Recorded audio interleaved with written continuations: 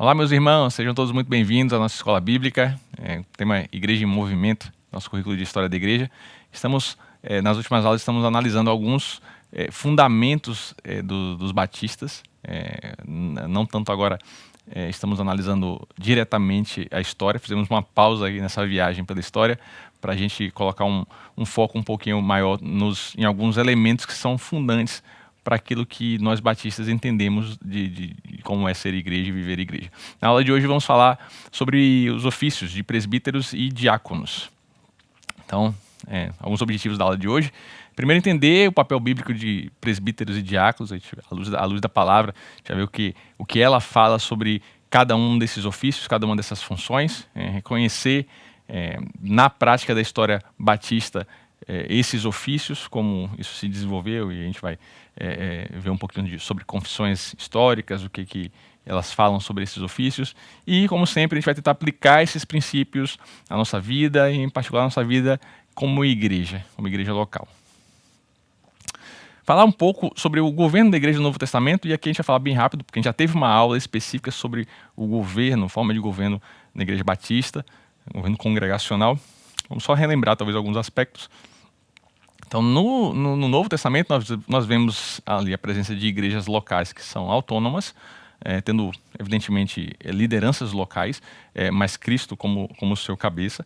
Isso aqui é importante destacar, porque ao longo da história a gente vai observando que esse modelo original ali, pelo menos que a gente percebe nas páginas do Novo Testamento, ele vai mudando em uma forma mais hierarquizada, de igrejas agrupadas em torno de uma autoridade maior local, né? Até culminar, por exemplo, com que temos a Igreja Católica Romana, né? Que é a igreja subordinada ali à sede de Roma. Então, não parece ser este o modelo que a palavra nos mostra no Novo Testamento. Ali a gente vê igrejas que cooperam entre si, que são plantadas muitas vezes pelo mesmo grupo de pessoas. Por exemplo, o apóstolo Paulo plantou diversas igrejas ali, mas não era ele, Paulo, o líder daquelas igrejas. Ele estabelecia lideranças locais em cada uma dessas igrejas, certo? Percebemos também um aspecto importante, que é a pluralidade na liderança dessas igrejas. Então vemos que eram instituídas equipes de presbíteros, pastores, bispos. Vamos ver o significado desses termos logo em diversas passagens, certo?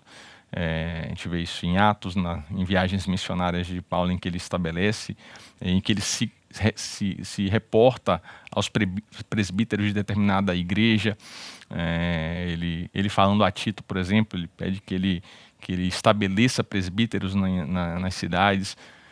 Então a gente vê esse caráter plural da liderança nas igrejas do Novo Testamento.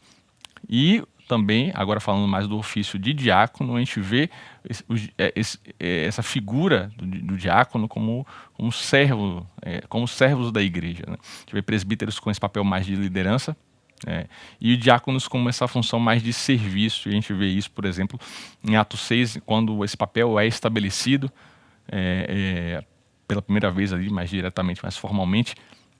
A gente vê que esse papel nasce com essa responsabilidade de servir a igreja e de dar apoio aos presbíteros no desempenho do seu papel.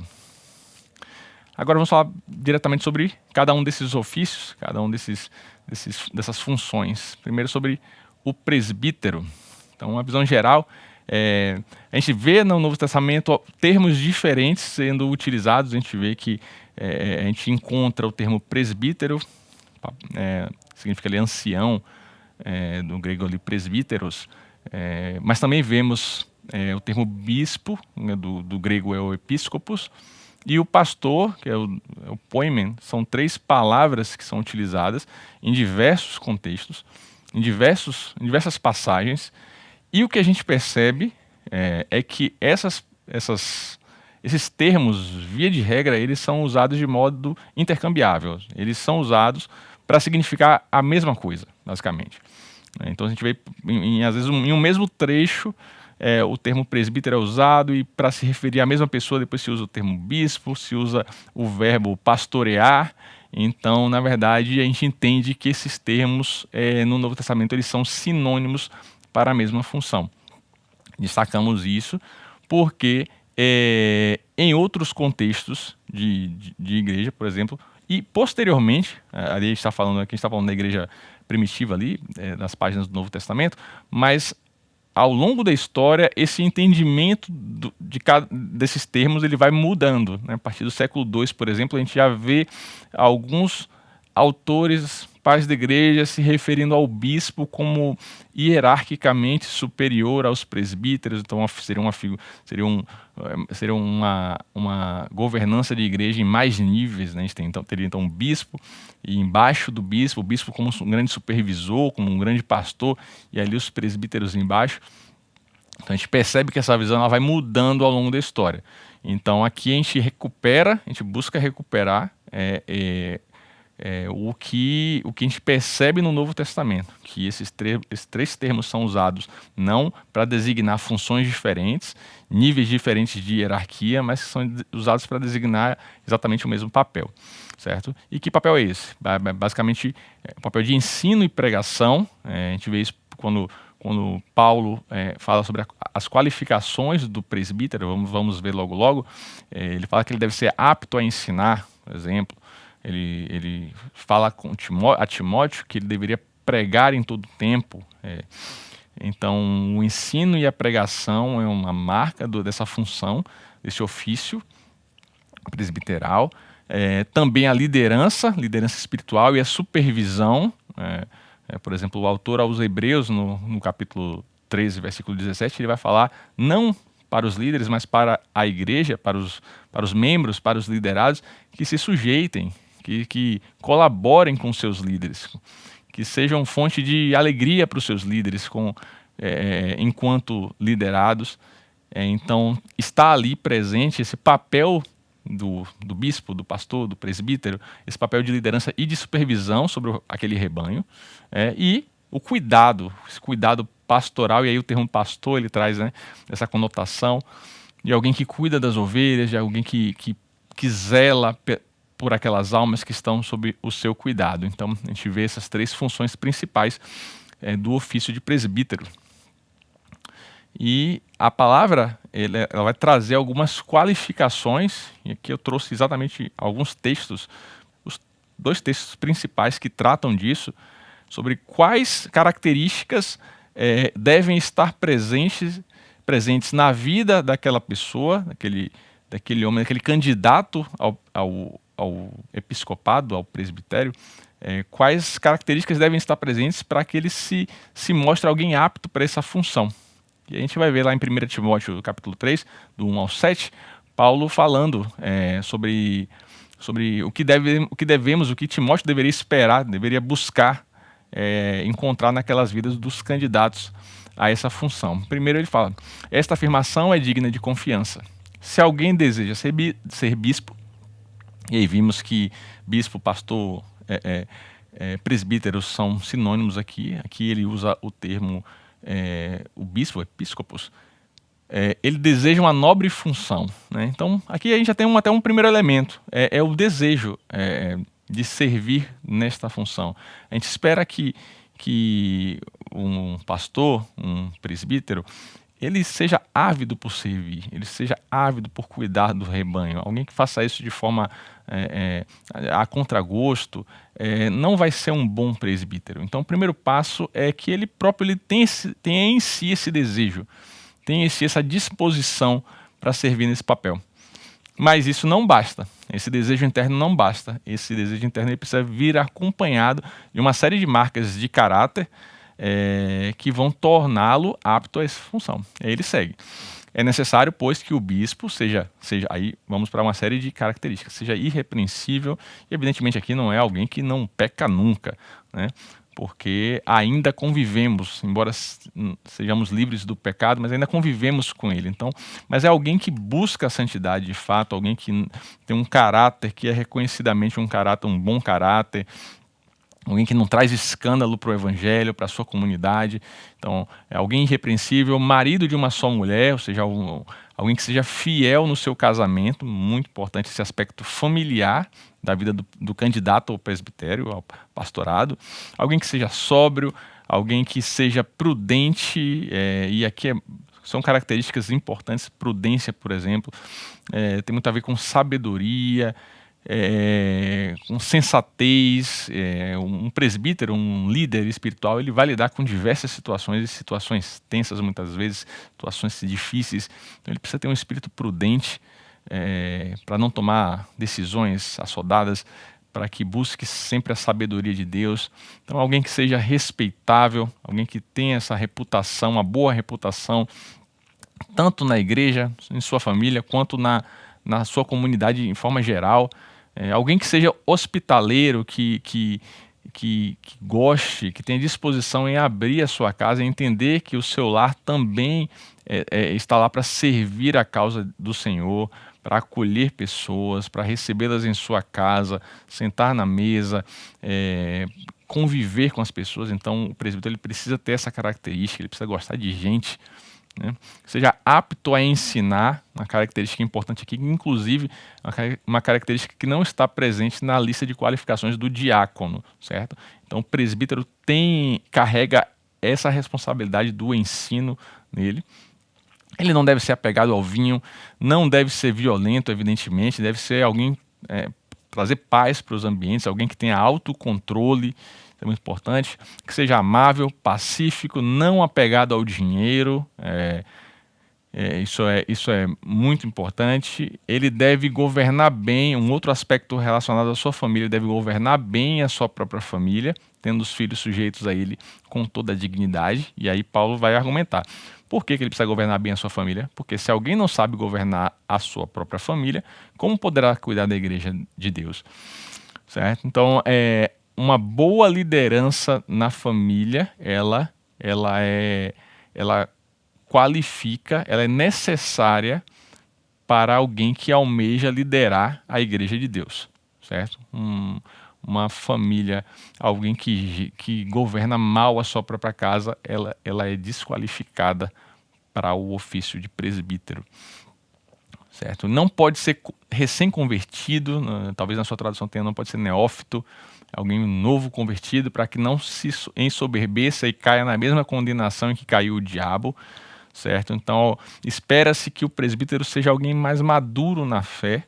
E é claro que Paulo aqui não diz, né, o que é um novo convertido, né? É alguém que foi convertido há 1 ano, há 3 anos, 5, 10 anos. Ele não fala, né? Então, é um aspecto que ele precisa ser observado com sabedoria e à luz de cada contexto. Em um contexto em que eu tenha de fato ali crentes mais maduros, evidentemente que é preferível que estes crentes mais maduros sejam considerados para o presbitério, para o pastorado.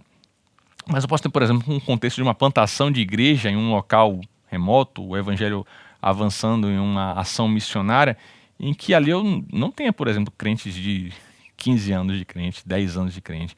Então, eu vou buscar naquele contexto encontrar ali os crentes que são mais maduros. Então, aqui não há uma regra exata, mas há esse princípio de buscar maturidade cristã naquele que é candidato a ser presbítero.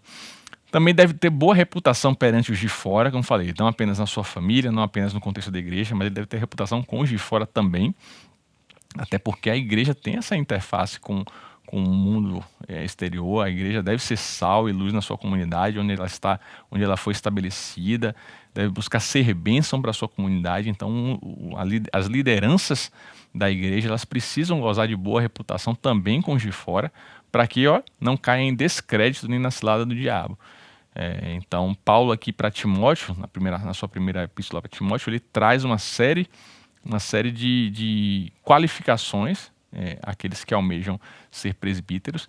E em Tito, no primeiro capítulo, versos de 6 a 9, é uma outra lista de qualificações.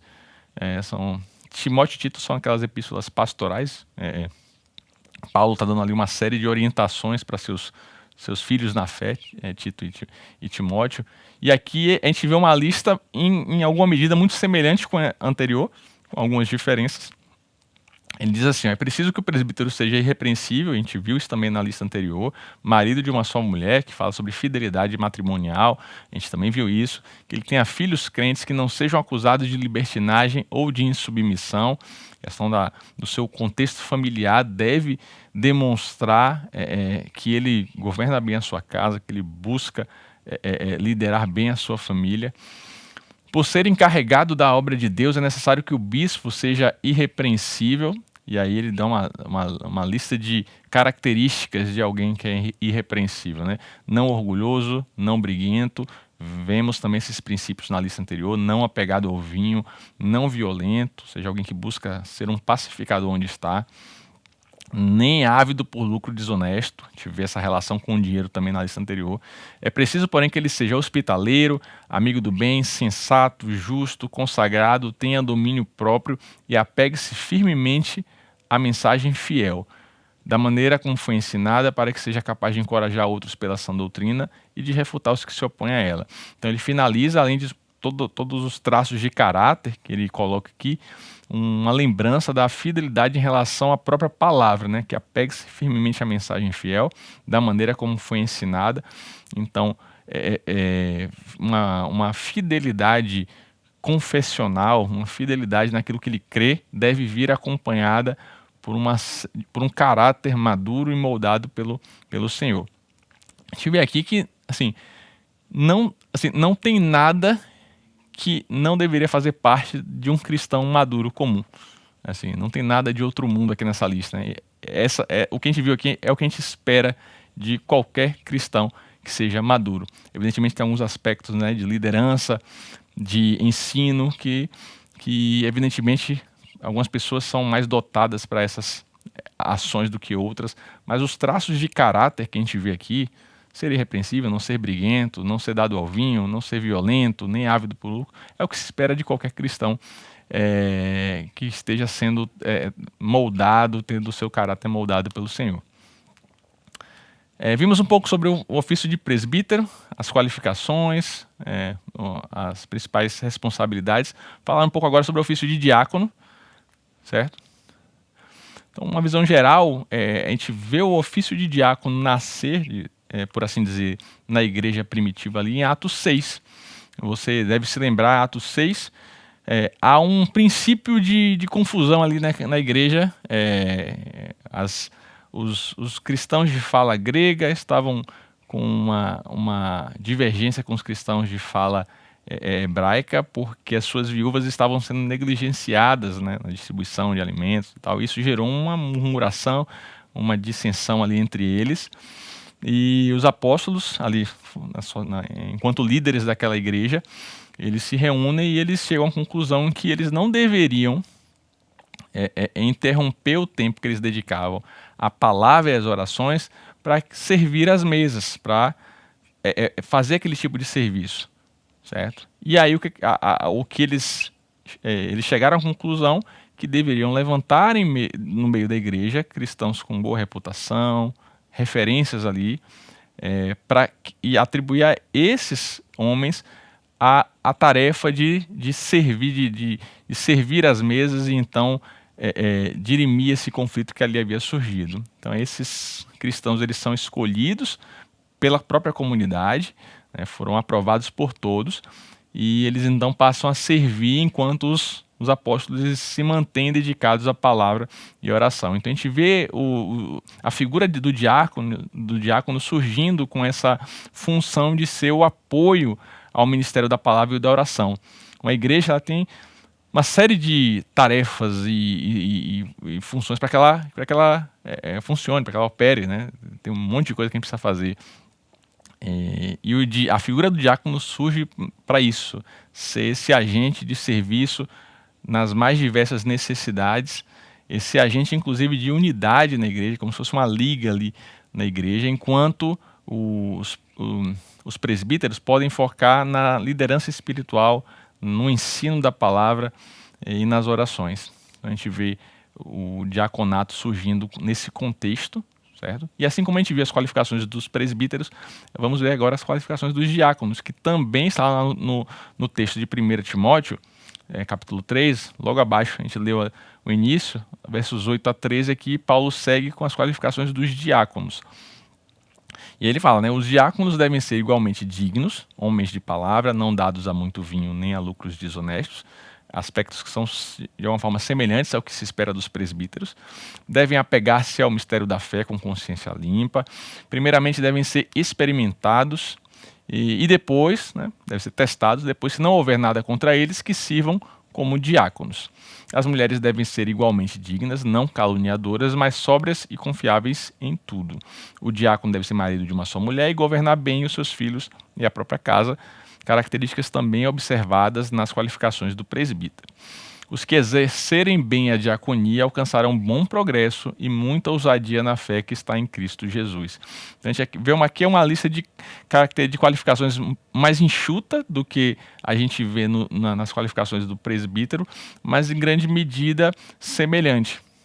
A gente observa requisitos do ambiente familiar, questão da fidelidade matrimonial, do bom governo dos filhos, questão do pegar-se à verdade da fé, ao mistério da fé com consciência limpa, serem dignos, homens de palavra. Então, de alguma forma, também aqui, essa lista de qualificações expressa um cristão que seja maduro, um cristão que seja respeitado, que tenha uma boa reputação, com exceção de que a gente não vê aqui necessariamente aspectos relacionados à liderança e ao ensino. A gente lembra que a lista dos presbíteros tinha lá claramente apto a ensinar, na primeira lista lá em Timóteo. Aqui a gente já não vê, até porque a gente percebe essa diferença de responsabilidades entre esses ofícios.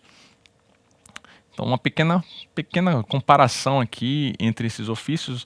Então, enquanto o foco dos presbíteros ele está na palavra e na oração, no ensino, nessa liderança espiritual, a gente vê ali em Atos 6 isso, os diáconos eles estão mais focados no serviço e na unidade. E a gente percebe essa questão da unidade interessante, porque o ofício do diácono ele surge num contexto em que a unidade da igreja estava ameaçada por aquela divergência que estava acontecendo ali. Então, o serviço dos diáconos ele foi um instrumento para restaurar a unidade naquela igreja. Então, assim, o diaconato tem essa função extremamente nobre, embora não seja, né, a função de liderança espiritual, esse é o ofício do presbítero, mas a função do diácono é nobre no sentido que, além de ser um agente de serviço, de atendimento de necessidades, esse atendimento de necessidades do corpo de Cristo, ele fomenta a unidade no corpo. A gente percebe isso lá no que aconteceu em Atos 6. Ele nasce no contexto de divergência, de dissensão, e ele entra como esse remédio, o ofício do diácono, o trabalho do diácono. Então, assim, é um ofício extremamente nobre e necessário para o corpo de Cristo. A autoridade, em relação à autoridade, os presbíteros eles têm esse papel de serem a referência no ensino e na liderança espiritual da comunidade, certo? Enquanto os diáconos eles funcionam como esse apoio à liderança nas diversas tarefas que se apresentem ali, certo? Então são funções que cooperam entre si para o crescimento da igreja, para a expansão do evangelho, para a manutenção da unidade. Aqui a gente tem algumas bases bíblicas, a gente já inclusive comentou sobre elas, a gente vê as qualificações em 1 Timóteo 3, em Tito também, Tito capítulo 1, e especificamente sobre os diáconos a gente vê o ofício sendo estabelecido em Atos 6. Confissão de Fé Batista de Londres, de 1689, ela no seu capítulo 26, parágrafo 8, ela fala um pouco sobre esses ofícios. Diz assim: uma igreja local reunida e completamente organizada de acordo com a mente de Cristo consiste de oficiais e membros, né? Dos membros e suas funções de responsabilidade, digamos assim, né? Os oficiais designados por Cristo serão escolhidos e consagrados pela igreja congregada. Então aqui tem um primeiro ponto, e a gente vê essa prática no Novo Testamento também.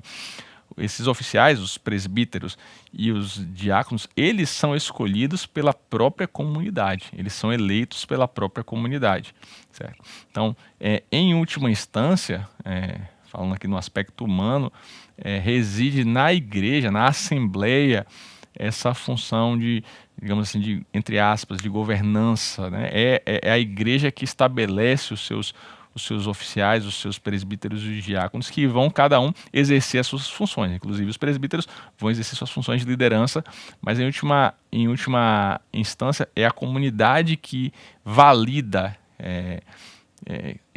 cada um desses papéis.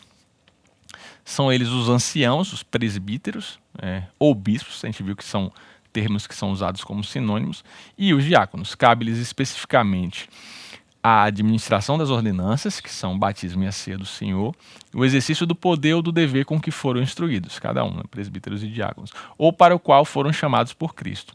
Este sistema deve ser mantido na igreja até o fim do mundo, certo? Então esse é um sistema que a gente tem, que foi estabelecido pelo próprio Deus e manifesto na igreja primitiva ali, e que deve ser mantido até o final dos tempos, então, ou seja, vale para os nossos dias. Um outro trecho que vale destacar é da nossa convenção, da nossa declaração doutrinária da Convenção Batista Brasileira, traz de maneira mais sucinta, mas está ali presente a menção aos ofícios de presbíteros e diáconos também. Diz assim, esse trecho: as igrejas neotestamentárias, ou seja, as igrejas do Novo Testamento, são autônomas, a gente viu, falou sobre isso, né, sobre a autonomia da igreja local, tem um governo democrático, falamos sobre isso também, sobre residir na assembleia de membros, entre aspas, esse poder de eleger os seus oficiais, os pastores e diáconos. Essas igrejas praticam a disciplina e se regem em todas as questões espirituais e doutrinárias exclusivamente pelas palavras de Deus sob a orientação do Espírito Santo. É a exclusividade da palavra, né, como esse nosso guia, nossa referência da nossa fé e da nossa prática enquanto igreja, enquanto cristãos. Há nas igrejas, segundo as Escrituras, duas espécies de oficiais: pastores, vimos, né, pastores, presbíteros, bispos são sinônimos, e diáconos. Então, na declaração doutrinária da nossa convenção, aqui também presente esse fundamento, né, dos batistas em relação aos seus oficiais. Então, o modelo de liderança batista, o que a gente percebe, pelo menos de forma ideal, em relação aos presbíteros, pastores, é essa liderança espiritual colegiada. A gente vê isso no Novo Testamento. A gente percebe que as menções aos presbíteros, ao estabelecimento de presbíteros, sempre no plural, é como se uma equipe de presbíteros fosse instituída em cada comunidade. Então, assim, há ali esse princípio dessa liderança, esse time de liderança, essa liderança colegiada, certo? Com relação aos diáconos, a gente percebe um papel não de liderança espiritual, uma liderança no que se refere ao serviço nas mais diversas áreas e funções dentro da igreja. E a igreja é essa autoridade final nas decisões, né? A assembleia, no final, ela valida a eleição dos presbíteros, dos diáconos. Então, há esses três atores no modelo de liderança de uma igreja batista. Uma liderança espiritual colegiada, diáconos como representantes líderes do serviço na igreja, e a congregação, a assembleia, que valida cada um desses papéis e coloca e retira cada um desses papéis, certo? Das pessoas nesses papéis, né? Alguns desafios históricos em relação a esse modelo, talvez um muito presente, é a questão dos pastores muitas vezes solitários, muitas igrejas batistas, né? Essa questão da pluralidade de presbíteros, muitas vezes ela está ausente no contexto de diversas igrejas. Tem ali um pastor, né, que é responsável pela comunidade. Então, esse é um desafio. Pluralidade de pastores é algo inclusive que tem sido recuperado nos nossos dias. Muitos autores e pastores batistas têm escrito sobre isso, que é algo que no nosso modelo de governança batista muitas vezes se perdeu. Essa questão da liderança espiritual plural em cada igreja local.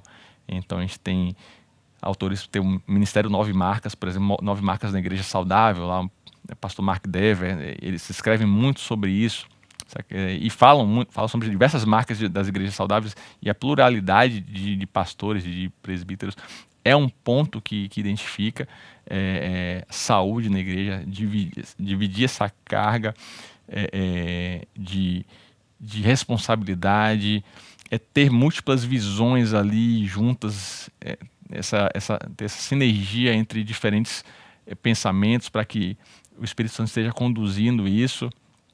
É como a gente vê no Novo Testamento, né? Então isso tem sido realmente um desafio, e felizmente é algo que tem voltado muito forte, esse tema, né? Da pluralidade de pastores no contexto batista. Muitas vezes, em alguns contextos de diáconos, a gente percebe que são funções diferentes, né? Presbíteros e diáconos são funções igualmente importantes, mas cada um com o seu foco de atuação. Muitas vezes a gente percebe, e com qualificações específicas, inclusive, né? Então, assim, dons específicos, características específicas.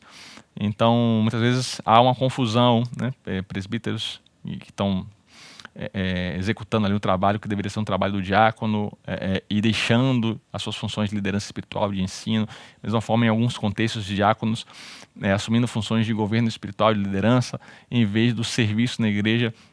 Essas funções, esses ofícios foram instituídos por Deus por uma razão, e uma igreja saudável, ela consegue identificar bem cada um desses papéis, identificar bem pessoas que correspondem a cada um desses papéis para que elas ocupem e sirvam com fidelidade. E assim a igreja seja edificada, né?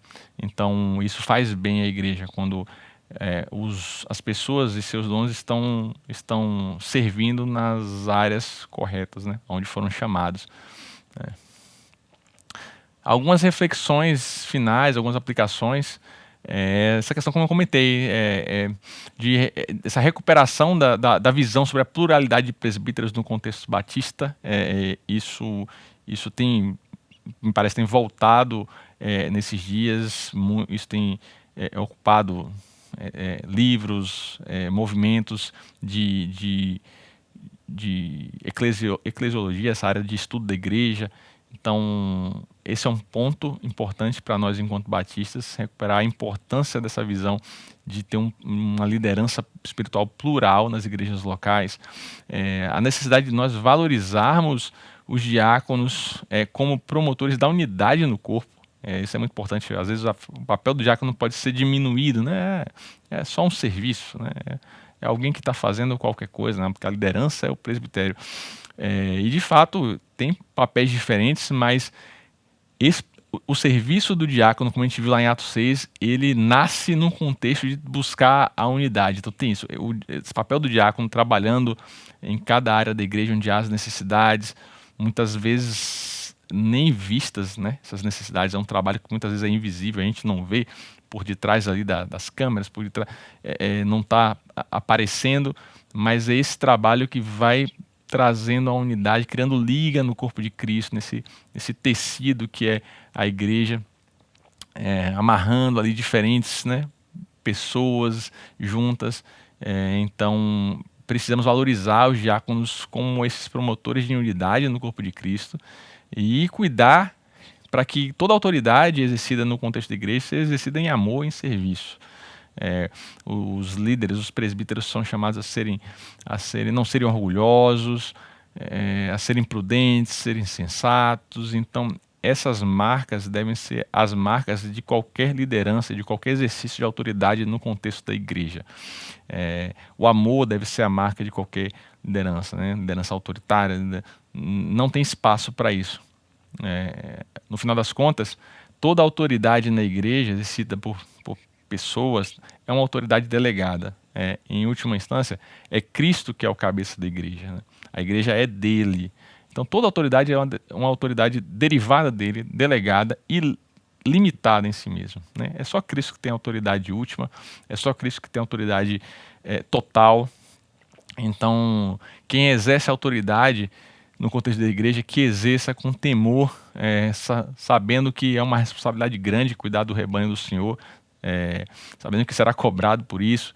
Então, que isso seja uma marca de toda a liderança no nosso contexto de igreja. E por fim, algumas reflexões finais para a gente pensar, para a gente refletir sobre, meditar. O primeiro ponto é esse: eu reconheço a importância dos presbíteros e diáconos na vida da igreja, na vida da minha comunidade de fé. Eu reconheço a importância desse trabalho, eu reconheço o esforço que é ali empregado por cada um deles. Muitas vezes a gente chega na igreja e as coisas acontecem, as coisas estão prontas, mas há muito serviço sendo feito ali, muita energia sendo posta ali, há muito trabalho durante a semana acontecendo para que, né, a gente chegue no culto e tenha que o culto aconteça, a gente tenha grupos pequenos.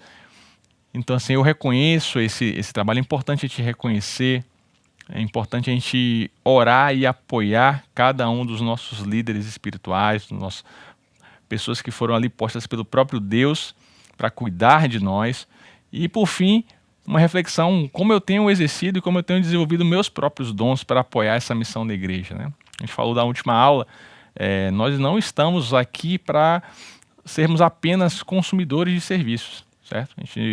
Embora a gente viva num mundo em que que as relações sejam basicamente relações de consumo, a igreja funciona em outra lógica, certo? É a lógica de serviço, a lógica de cooperação, de participação. Então, assim, se eu devo honrar meus líderes, eu devo apoiá-los, orar por eles, mas eu também devo buscar desenvolver os meus dons para que eu também possa ser um agente de serviço nesse contexto, onde Deus me colocar, onde Deus quiser que eu sirva. Então, isso também deve ser objeto da nossa reflexão, da nossa oração.